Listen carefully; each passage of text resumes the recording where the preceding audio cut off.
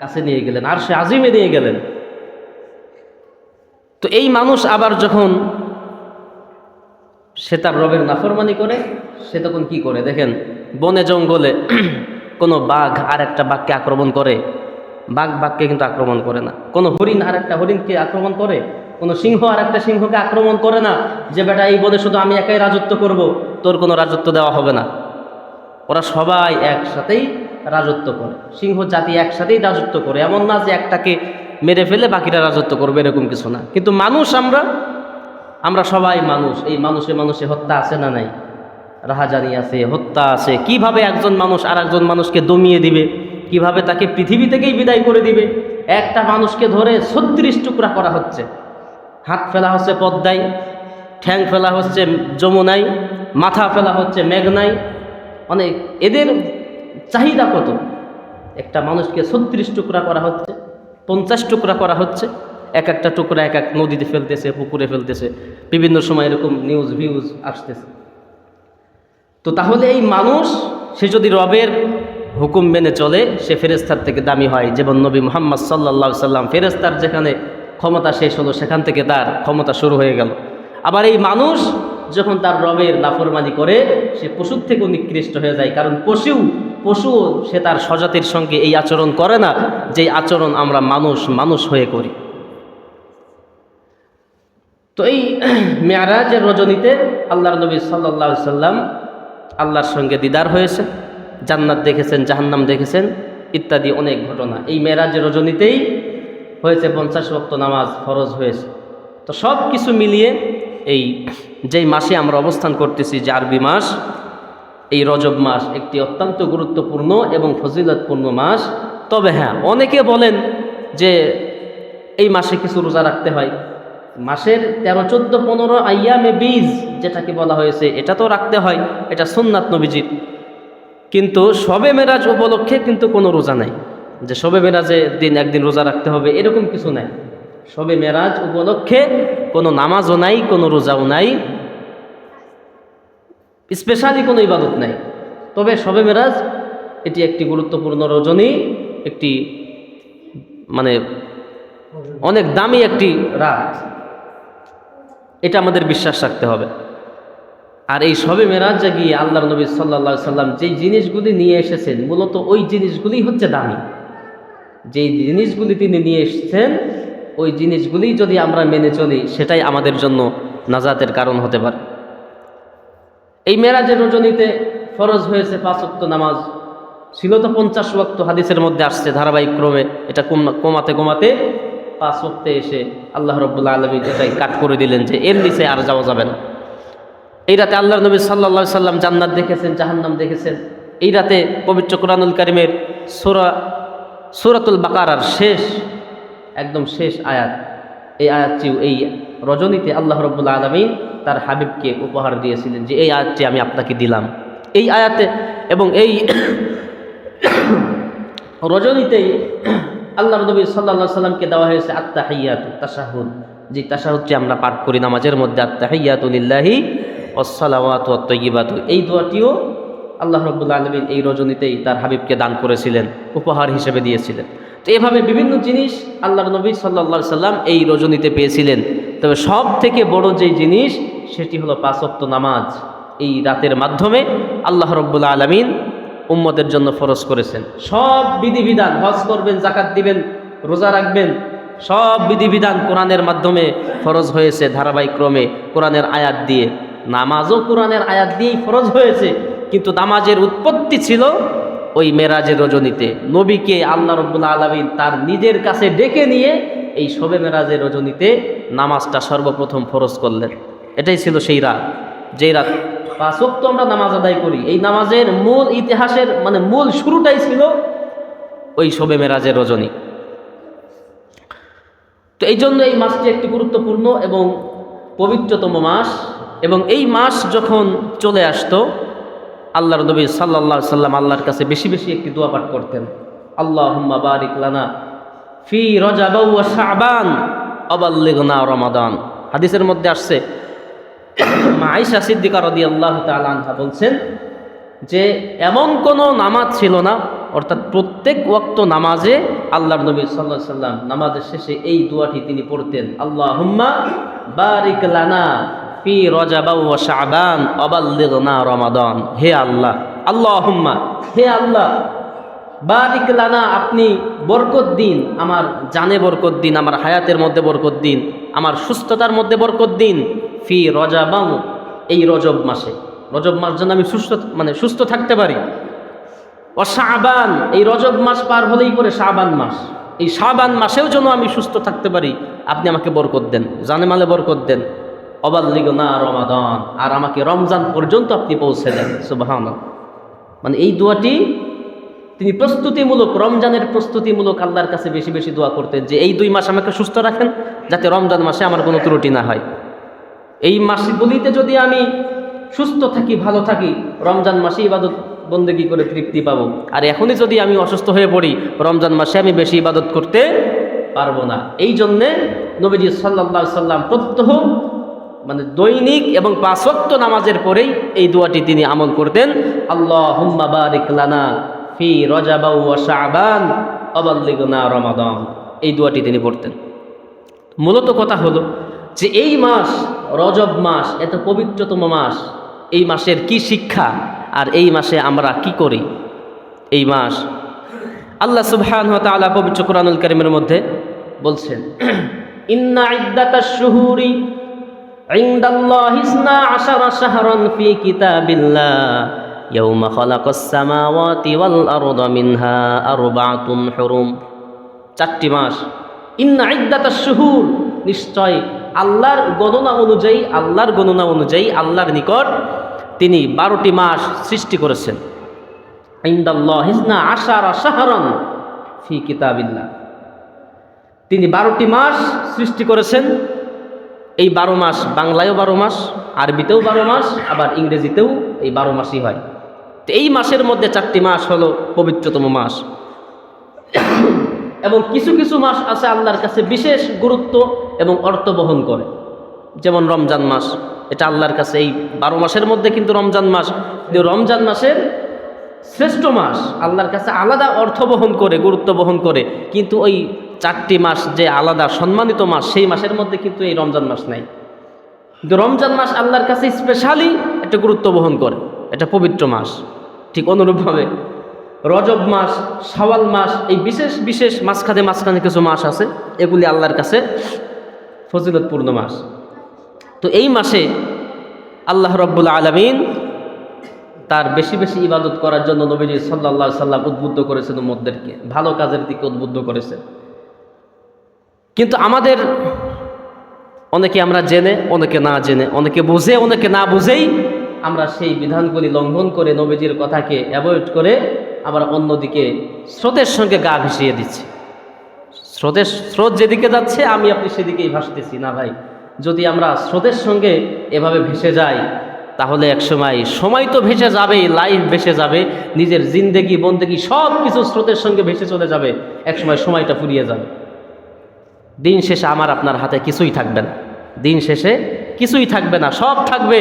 ঘর থাকবে, বাড়ি থাকবে, জায়গা থাকবে, জমি থাকবে, বিবি থাকবে, বাল বাচ্চা থাকবে, ক্ষমতা থাকবে, সব থাকবে। দিন শেষে দেখবেন আমি আপনি ফুরিয়ে গেছি, নাই।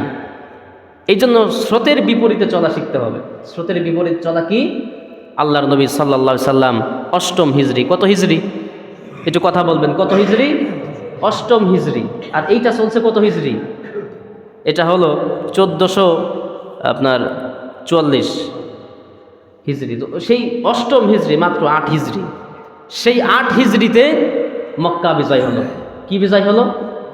এর আগ পর্যন্ত মক্কা নগরী ছিল মুশরিকদের দখলে, তারাই ক্ষমতা চালিয়েছে মক্কা। এই জন্য কাবা শরীফের মধ্যে 360টি মূর্তির অবস্থান ছিল, আরও বিভিন্ন ইতিহাস আছে। তো এই 8ম হিজরিতে যখন মক্কা বিজয় হলো, নবীজি সাল্লাল্লাহু আলাইহি সাল্লাম ছিলেন কমান্ডার, এই যুদ্ধের অধিনায়ক ছিলেন, তিনি ছিলেন কমান্ডার, যুদ্ধের কমান্ডার। তার কমান্ডেই মক্কা বিজয় হলো। মক্কা বিজয়ের পর সেই মুহূর্তে অবতীর্ণ হলো সূরাতু আন-নাসর। সেখানে কি বলা হচ্ছে?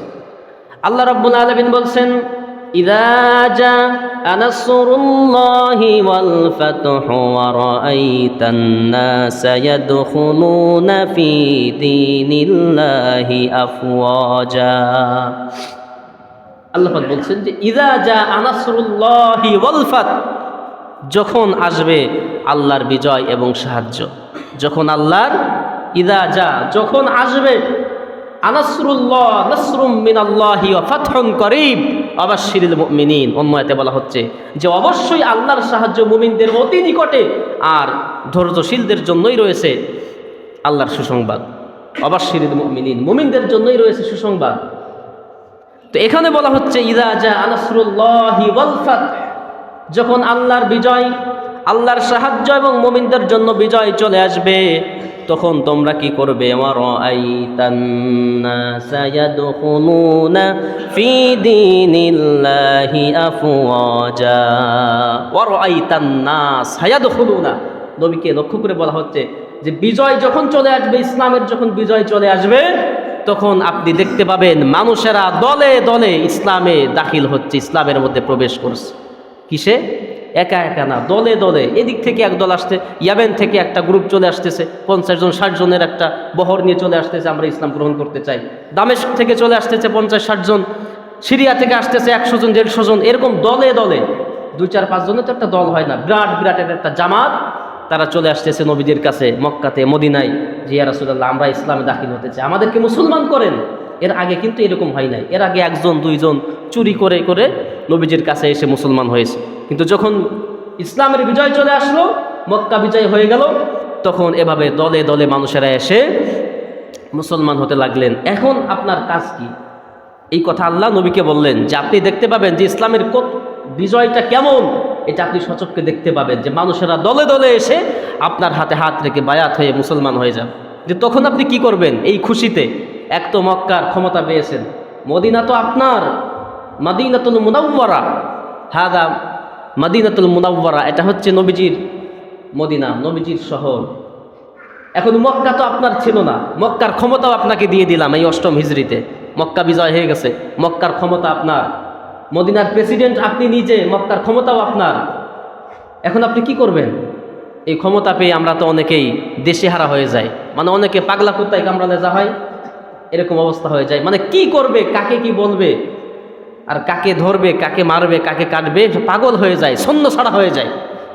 কিন্তু আল্লাহ কি বলছেন দেখেন, নবীকে বলছেন। নবীকে বলার অর্থ সমস্ত উম্মতে মুহাম্মাদি শুধু নয়, সমস্ত দুনিয়াবাসীদেরকে বলা, শুধু নবীর একাকে নয়। যে ক্ষমতা পেলে তখন কি করবে?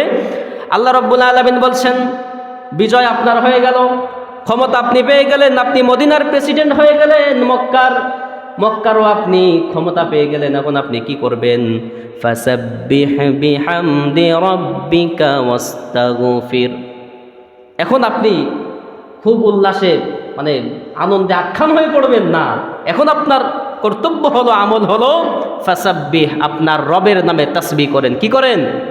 তাসবিহ করেন। বিহামদি রাব্বিকা ওয়াস্তাগফির, আপনার রবের প্রশংসা সহ তার তাসবিহ তাহলিল করেন, আল্লাহর গুণকীর্তন করেন, আর আল্লাহর কাছে ইস্তেগফার করেন, ক্ষমা চান। এই ক্ষমার অর্থ কি? এ ব্যাপক আলোচনা, যে নবীজি ক্ষমা চাইবেন কেন? নবীকে অপরাধ করছেন না, এইসব না। শুধু অপরাধ করলেই যে ক্ষমা চাইবে এরকমটা কিছু না। এটা হলো, এই ক্ষমার অর্থ হলো যে আল্লাহ রাব্বুল আলামিনের কাছে আপনি যত ইস্তেগফার করবেন আপনার মর্তবা তত বেশি বৃদ্ধি পাবে। এমন না যে আপনার গুনাহ মাফ করা হবে, গুনাহ তো নাই নবীজি, তো তারপরেও কেন ক্ষমা চাওয়ার কথা বলা হচ্ছে? যে এই ক্ষমা চাওয়ার অর্থ হলো যে আপনি যতবার আমার কাছে ধর্ণা দিবেন, ক্ষমা চাইবেন, আপনার মর্যাদা আমি তত বেশি বৃদ্ধি করে দিব। সুবহানাল্লাহ। তার মানে এই না যে নবীজি গুনাহ করতেন আর তিনি ক্ষমা চাইবেন। তো এখন বিষয়টা হলো, যেটা বলতে চাচ্ছি, যে বিজয় যখন চলে আসবে, স্বাধীনতা যখন মানুষ পাবে, তখন তোমার কর্ম কি হবে? আল্লাহ রাব্বুল আলামিন বলছেন ফাসাব্বিহ বিহামদি রাব্বিকা, আপনার রবের তাসবিহ করবেন, তাহলিল করবেন, তাকবীর করবেন, তার প্রশংসা করবেন, আর আল্লাহর কাছে ইস্তেগফার করবেন। কিন্তু আমাদের কর্ম কিন্তু উল্টা। আমরা স্বাধীনতা দিবস পালন করি কি দিয়ে? বলেন ভাই, স্বাধীনতা দিবস আমরা কি দিয়ে পালন করি? গান দিয়ে, ঢোল দিয়ে, তবলা দিয়ে পালন করি। কিন্তু মুসলমানদের স্বাধীনতা দিবস, বিজয় দিবস পালিত হবে কি দিয়ে? কি দিয়ে পালিত হবে? আপনারা বলেন, কি দিয়ে? আল্লাহর প্রশংসা। আল্লাহর প্রশংসা, ফাসাব্বিহ বিহামদি রাব্বিকা ওয়াস্তাগফির। এই সূরা মুখস্থ নাই এরকম কোনো নামাজি মুসল্লি এখানে অবশ্য নাই। বাচ্চারা থাকতে পারে, কিন্তু যারা নিয়মিত নামাজ পড়েন সবার এই সূরাটা মুখস্থ আছে। বাড়িতে গিয়ে বাংলা অ্যাপসে হোক, বাংলা কোরআন হোক, তরজমা একটু বের করে দেখেন। সূরা নসর কি বলা হচ্ছে? স্বাধীনতা যখন আসবে, বিজয় যখন আসবে, তখন তোমাদের কর্ম কি হবে? আল্লাহ রাব্বুল আলামিন বলছেন, ফাসাব্বিহ বিহামদি রাব্বিকা ওয়াস্তাগফির, রবের গুণকীর্তন করবে। আর আমাদের কর্ম হলো যেখানে রবের গুণকীর্তন হতো সেইটাকে ধামাচাপা দিয়ে সেখানে আমরা নাচ গানের ব্যবস্থা করতেছি, ঠিক কি না? এটা কি মিথ্যা বললাম না সত্য বললাম? কোনো লাভ নাই। আল্লাহ রাব্বুল আলামিন কি বলছেন দেখেন, সূরা আলে ইমরান 110 নম্বর আয়াত। আল্লাহ রাব্বুল আলামিন বলছেন, কুনতুম খায়রা উম্মাতিন উখরিজাত লিন-নাসি তা'মুরুনা বিল মা'রুফি ওয়া তানহাউনা আনিল মুনকার ওয়া তু'মিনুনা বিল্লাহ। সূরাতুল আলে ইমরান 110 নম্বর আয়াত রাব্বুল আলামিন বলছেন, কুনতুম খায়রা উম্মাত, তোমরাই হচ্ছ শ্রেষ্ঠ জাতি, তোমরাই হচ্ছ আল্লাহর কাছে সর্বশ্রেষ্ঠ জাতি। তা'মুরুনা বিল মা'রুফ, তোমরা মানুষদেরকে সৎ কাজের আদেশ দিবে। ওয়া তানহাউনা আনিল মুনকার, আর অসৎ কাজ থেকে তাদেরকে বাধা প্রদান করবে। সৎ কাজের আদেশ যদি আপনি দেন আর অসৎ কাজের যদি বাধা দেন, আল্লাহ রাব্বুল আলামিন সার্টিফাই করলেন আপনি হলেন কুনতুম খায়রা উম্মাত, আপনি শ্রেষ্ঠ মানব। শ্রেষ্ঠ মানব হওয়ার এমন কোনো সাইনবোর্ড নাই যে ওখানে আপনার 2-4-5 জন রাষ্ট্রপতি, রাষ্ট্রনায়ক, বিভিন্ন দেশের রাষ্ট্রনায়কেরা একটু সাইন করে দিল, তাদের সিগনেচার মেরে দিল, আর আপনি শ্রেষ্ঠ মানব হয়ে গেলেন, এরকম কিছু না। এটা লেখাপড়া করে আপনি অর্জন করতে পারবেন না। শ্রেষ্ঠ মানব লেখাপড়া করে অর্জন করা যায় না। আল্লাহ রাব্বুল আলামিন যদি লেখাপড়া করে একাডেমিক কোয়ালিফিকেশন দিয়ে যদি মানুষ শ্রেষ্ঠত্বের অধিকারী হতো, তাহলে নবী মুহাম্মদ সাল্লাল্লাহু আলাইহি সাল্লাম পৃথিবীর শ্রেষ্ঠ মানব তিনি হতেন না। কারণ তার তো কোনো একাডেমিক কোয়ালিফিকেশন নাই, তিনি কোনো কলেজ ইউনিভার্সিটিতে তিনি পড়েন নাই। তিনি ছিলেন উম্মি নবী, অর্থাৎ নিরক্ষর, অক্ষর জ্ঞানহীন।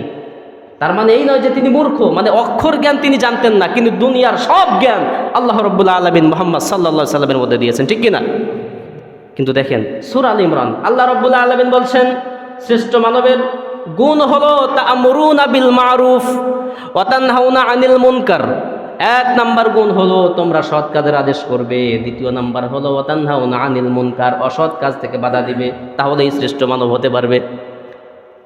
এই জন্য নবী মুহাম্মদ সাল্লাল্লাহু আলাইহি সাল্লাম বলছেন, আল্লাহর নবী সাল্লাল্লাহু আলাইহি সাল্লাম হাদিসের মধ্যে বলছেন, মান রাআ মিনকুম মুনকারান ফালিয়ুগাইয়িরহু বিয়াদি।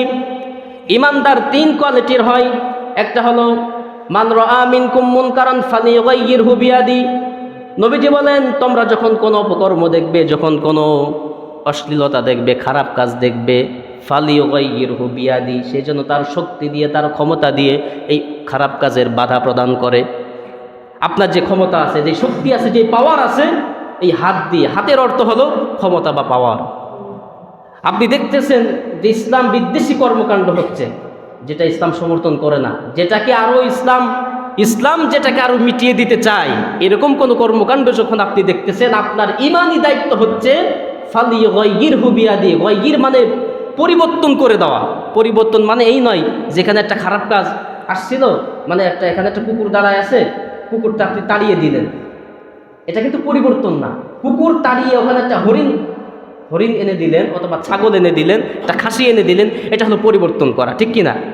মানে খারাপটাকে সরিয়ে ভালোটাকে প্রতিষ্ঠিত করা, এটা হলো পরিবর্তন করা। এমন না যে খারাপ জিনিসটা শুধু দূর করে দিলাম আর আপনার কাজ হাসিল হয়ে গেল, এমন না।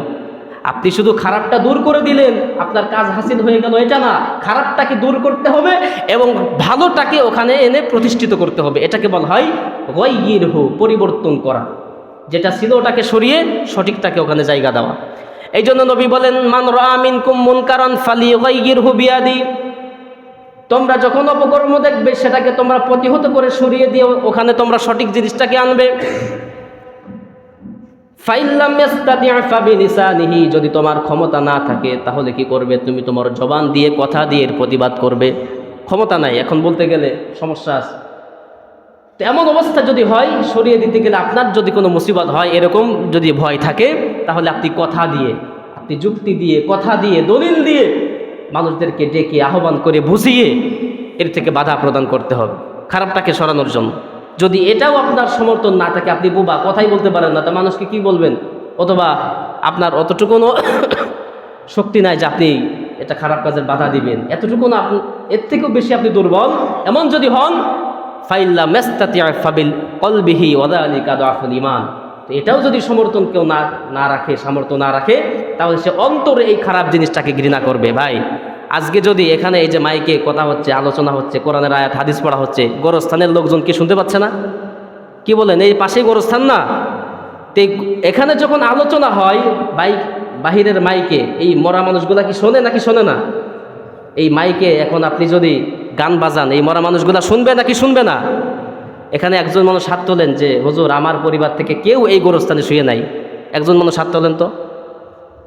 যারা স্থানীয় সবার পরিবার থেকে কেউ না কেউ, দাদা হোক, বাবা হোক, দাদি হোক, নানি হোক, ছেলে হোক, সন্তান হোক, ভাই হোক, ভাস্তে হোক, কেউ না কেউ তো এই গোরস্থানে শুয়ে আছে নাকি? আছে না? এই মরা মানুষটাকেও আপনি এই গিলাবেন? কথা বুঝতেছেন আমার? এই মরা মানুষটাকেও আপনি এই গিলাবেন?